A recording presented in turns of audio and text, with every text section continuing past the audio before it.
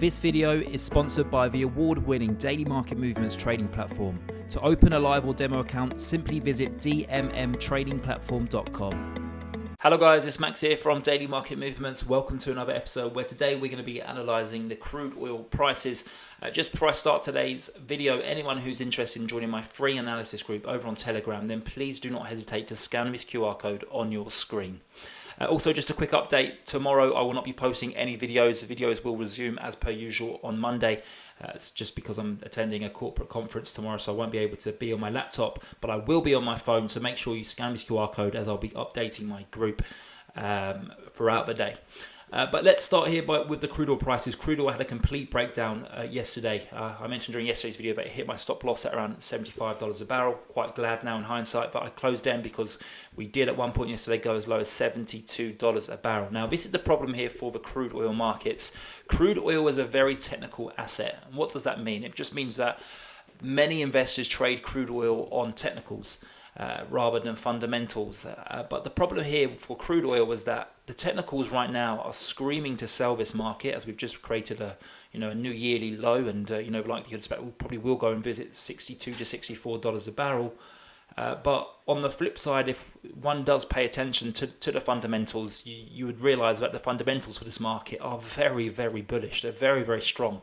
Almost everything going on right now in the macro environment is bullish for crude oil, apart from fears of a potential recession going into next year. That's obviously one of the biggest, darkest clouds hanging over crude oil's head. But the news about China reopening, the supply strains with regards to Russia, and by the way, the cuts. Europe actually doesn't stop buying oil from Russia until tomorrow. That's the official day. So a lot of people don't realise that. Everyone thinks that we stopped buying crude oil from Russia. No, we're actually it's going to be tomorrow, which is going to be that cut-off day. So and then of course OPEC keep on cutting production as well. So there's so many positives out there for crude oil. And what do you do? What behaviour do you usually do? What buying behaviour or selling behaviour do you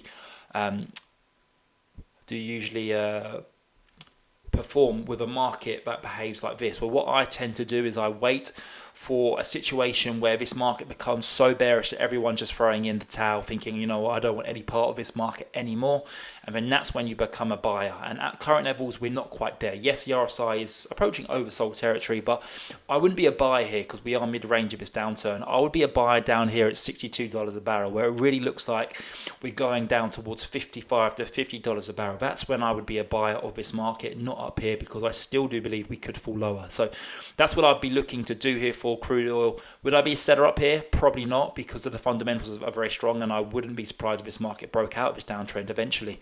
But I want to buy this market because the fundamentals are so strong. It's just the technicals that are stopping me from doing so. So that's what I'm looking for the crude oil markets. Of course, I'll keep my analysis group updated as we go into tomorrow's trading session. So definitely go ahead and scan this QR code. But for those who just follow me on YouTube, have a lovely weekend.